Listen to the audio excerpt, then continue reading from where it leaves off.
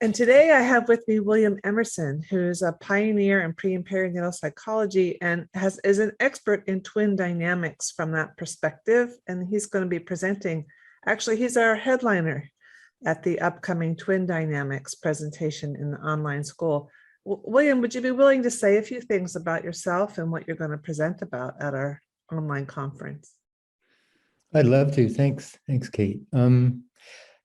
Twin dynamics has been my whole life.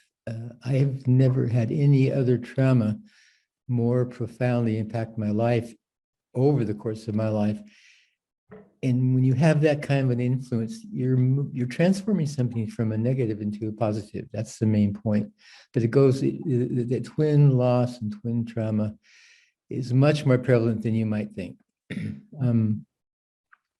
Current research in reproductive medicine shows very clearly that most of us, up to 80% or more of us, are multiple conceptuses. We more than one baby is conceived at a time, especially with reproductive medicine, and test tube babies and other ways to increase the chances of being pregnant. And even in an unassisted, quote, natural pregnancy, there are a lot more twin losses than anybody ever imagined.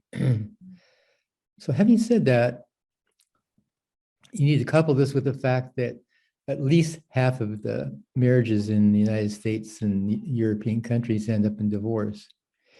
And a lot of the romantic music of the 20th century has become obscured by hip hop and rap and other forms of music that bring in other political kinds of traumas and social forces.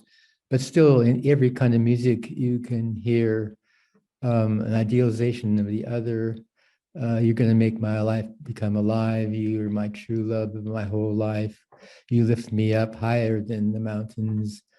I follow you wherever you go. I mean, all this romanticism has a lot to do with having had a twin or twins, and not only that, but having had ancestral twins. So I'm going to talk about in this presentation coming up in the first headliner.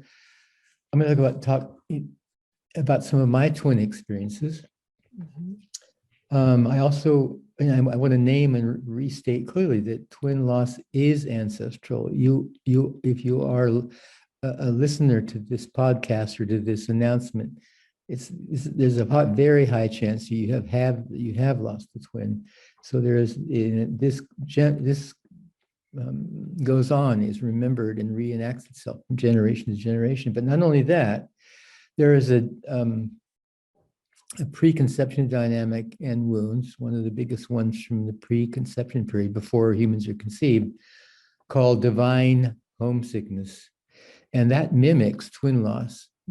So it's very likely the most ways that your embodied spirit leaves your unembodied spirit, leaves the spirit world and your own divinity and embodies in your body.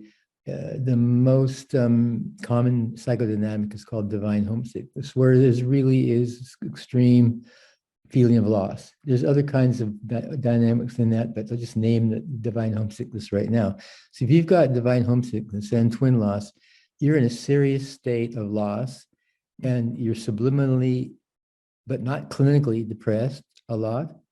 It's important to say. It's a very painful kind of sadness, but it's not clinical depression. It doesn't make you highly dysfunctional. You just hurt a lot. You're vulnerable to being rejected or being ignored or put down or abandoned or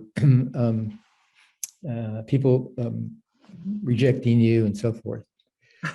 I want to talk about also the psychodynamics of twin loss. I mean, there are three kinds of twins, and the first type is called harmonic twins, but that's only 1/3 of the equation.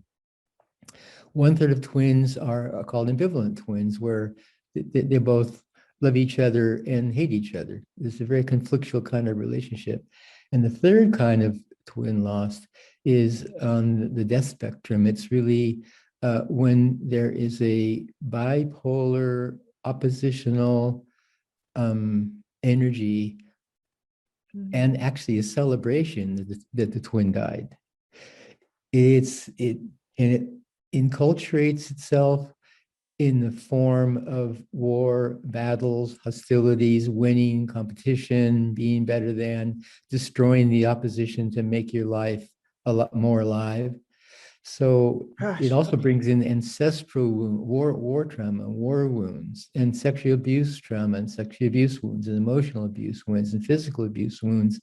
All those are connected in this third kind. So there's a ton of material to learn about the different kinds of twins there are. Again, harmonic, ambivalent, and hostile, and each has its own attachment disorder. So there's attachment types. And then there's another confusing dynamic between the vanishing twin and longer term twins. And I want to say more about that because there's huge differences in how they appear in clinical symptomology and also how you treat them.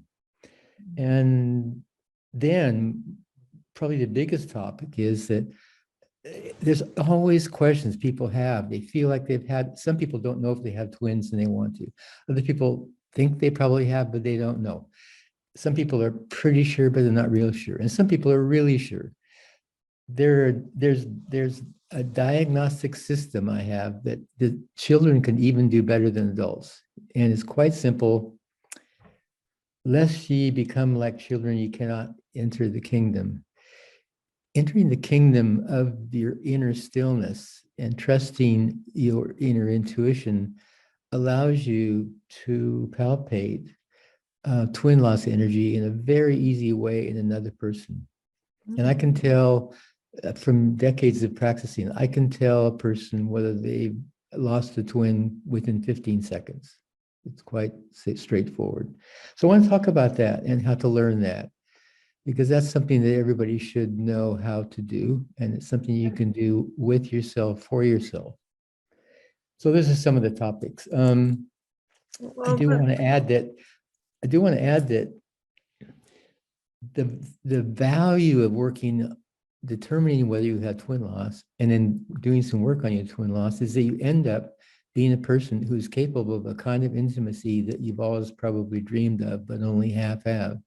You become able to collaborate, became able to be creative with other people, synergistic with them while not engulfing them or being engulfed, not being afraid you're going to be engulfed or not being afraid you're going to be overwhelmed. In other words, your human relationships become not just cooperative, but resonant, easily resonant, where you begin to attract people that resonate with you. And it's in life becomes much more synchronistic in the spiritual sense. And twin loss is one of the biggest obstacles to that happening. So just happy to be able to have a chance to talk about this. And thank you, Kate, very much for inviting me. oh, gosh, William, so rich, everything that you've said. I can't wait to hear what you've got to say. William Emerson's going to be our headliner for the Twin Dynamics and the Baby's Experience talks that are starting October 5th. That's the date that William will be speaking, October the 5th, and he'll be talking about the long-term effects of twin loss and twin dynamics. Okay, see you then.